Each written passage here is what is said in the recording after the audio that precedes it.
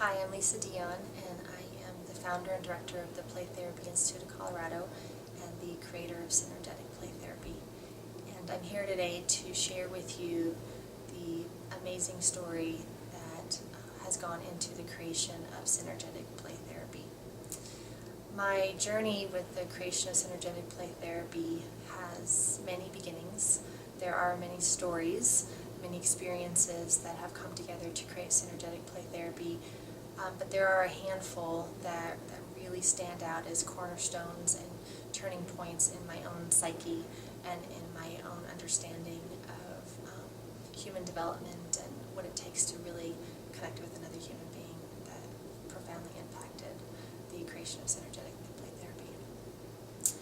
One that really set the stage is a story. It's very personal, very near and dear to my heart, but truly it was the birth of Synergetic Play Therapy occurred when I was 29 weeks pregnant, and that was almost 8 years ago.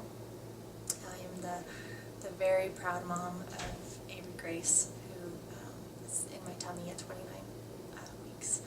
But one Friday night, I was in a hit-and-run car accident with Avery, and the impact of the car accident sent me into contractions. And so 29 weeks I was immediately sent to the emergency room because I was going into labor.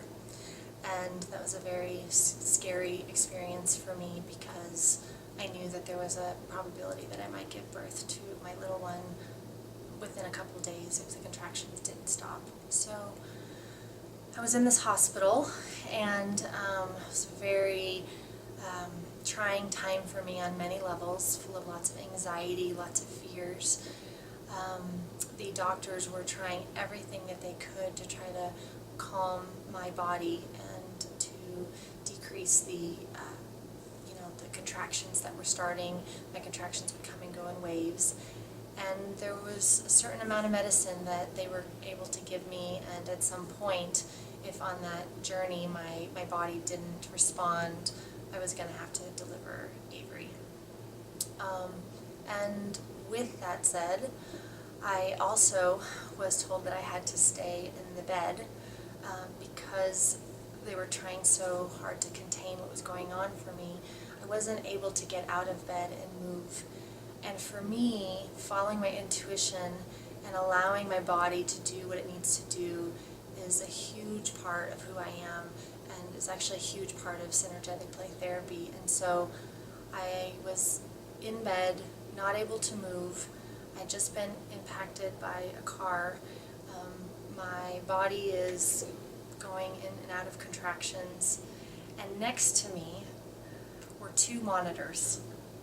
One monitor was tracking my vitals, and then the other monitor was tracking Avery's monitors. And I stared at those monitors for 2 days, just watching everything go in and out of sync between us. At times when we were in rhythm with each other, and times when we were out of sync with each other. And through all of the terror of the situation, there was something about that absolutely caught my attention. And I couldn't help but watch in awe of what was happening between Avery and I.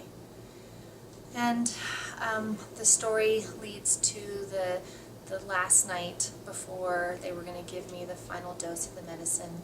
The following morning I was going to get one more dose, and my contractions were either going to stop or Avery was going to be delivered at 29 weeks.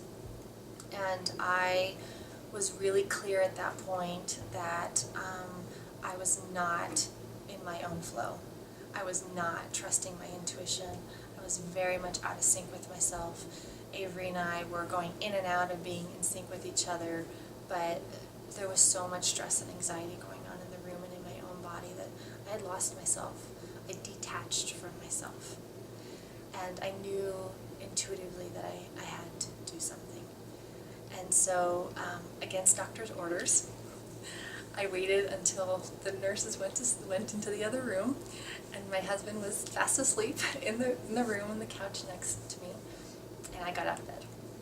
and I let my body do what it intuitively needed to do. I needed to access my authentic self in order to hear my own intuition tell me what needed to happen in that moment to save what was going on with my baby.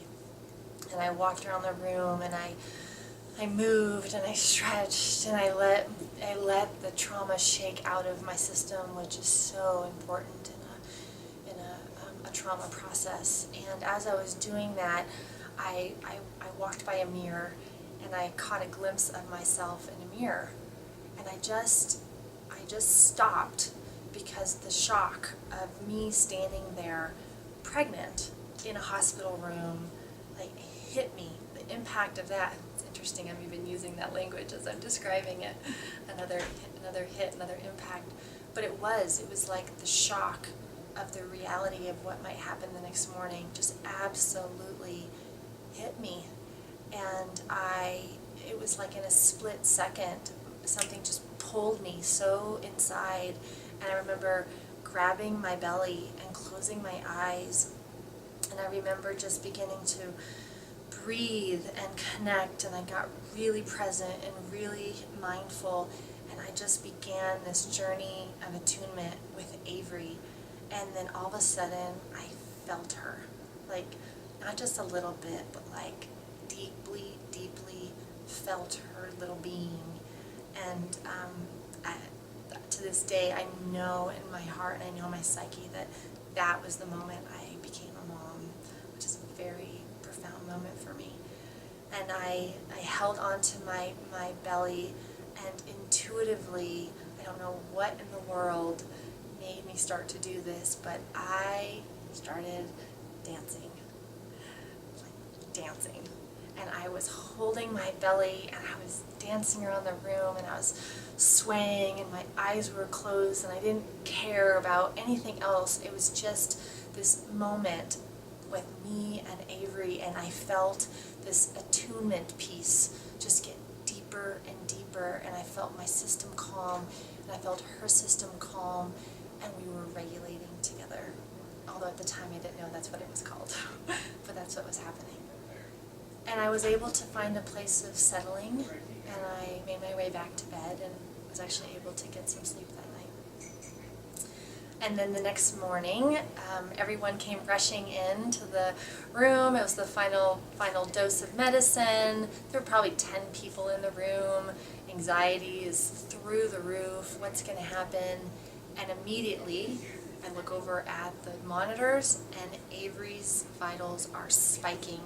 The contractions are going, and the medicine was not working. Like, my body is actually ramping up. It wasn't actually slowing down. And again, that something pulled me inside. Like, you've got to do something here, like, gotta connect. And I just closed my eyes, and I flashed on the dancing that happened the night before. And I blocked everybody out in the room, blocked out the fear, blocked out the noises, went inside, connected with myself, connected with Avery, attached to myself again, allowed my authentic self to emerge again, allowed my intuition to speak to me again. And I breathed, and I breathed, and I literally watched on the monitors our vitals get in sync with each other, and simultaneously the contractions started to settle, and they settled, and we were sent home later that afternoon. So you might ask, what does that have to do with play therapy? And at the time I didn't know what that had to do with play therapy. It was just a profound moment in my life, except that there was something about that got me so curious about what happened that night, looking in the mirror and being able to attach to her and realizing I helped do something to her nervous system. It's like somehow I helped pattern her nervous system in those moments in a new way, and I helped give her a new experience, and I helped give myself a new experience. And there was something then about the two of us, the synergy between the two of us, that actually became great enough and strong enough that it actually surpassed everything else that was occurring at that time. It surpassed my body, it surpassed the anxiety in the room, but it was the synergy. But it started with me, and it started with my willingness to go internal and to be mindful and to be able to touch in on my experience and to be authentic and not to act as if, and to challenge the shoulds in my head. And when I did so, I was able to connect with another human being in such a way that it accessed the lowest parts of their brain stem, which now I have the language to talk about it, and was able to help her regulate. And so I'm not going to say that then things were a piece of cake in my pregnancy after that, because that set the stage for a whole lot of other complications. But there was something about that experience that then helped me catch a glimpse of what I had actually been feeling was missing in all my play therapy that I had studied up until that point. I started studying play therapy in 2002, and I studied every form of play therapy that I could get my hands on, and I could see the magic in play therapy. I could see the transformation in the children, but there was something within me that didn't feel quite complete in the play therapy journey, and there was a piece that I felt like I couldn't fully access with the kids. I could only go so far, and I wanted to go deeper. I wanted to go to the deepest level possible with the children. I wanted to feel me and feel them in the room at a really profound level.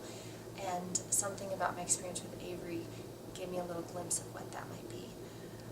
So I'm going to fast forward to her birth. She made it to 39 weeks, yay.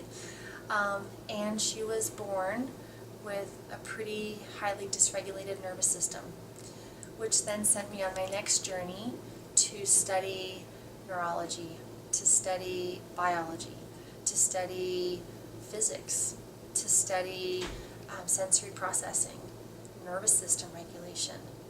I also, on the journey, found myself studying things like quantum physics and studying human development at a really in-depth level, studying emotional development. I came across ideas like windows of tolerance and thresholds, and ideas about attunement and affect attunement, and words like collaborative communication and the significance of authenticity and emotional expression. I found myself really recalling on a huge part of my past, which had to do with studying mindfulness and the mind, and learning about, what is the mind really, and what are the capacities of the mind, and what is this whole transference, countertransference thing really about, and what is this projective process really about. And so many, many, many journeys, many teachings, many disciplines have come together to create a new lens that emerged in my mind for the play therapy work that I do. And I really hit a point where one day, because it really did feel like one day, it was like a new paradigm opened in my life, and I was able to see the healing of children happen not so much from a metaphorical, symbolic level, but from a biological perspective, to really be able to understand what is happening in their brain. How does play therapy really work? What's really going on?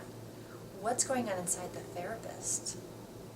What does it take for a therapist to help a child and themselves truly access the lowest parts of their brain, to reorganize their brainstem on a profound, profound level? What does it take for a therapist to be courageous enough to allow their authentic self to emerge in the playroom? And then to be able to model to the child what that looks like, so the child can get in touch with their authentic self. And that's the lens that Synergetic Play Therapy was birthed out of. And the result is a very cutting edge, new, fresh, inspiring, rejuvenating process that not only has the ability and capacity to heal the child, but the therapist also gets to go on their own healing journey as well, and that's okay. And the synergy that emerges in the playroom and the healing that gets experienced in the playroom as a result of the synergy between the therapist and the child with this framework is nothing short of completely profound.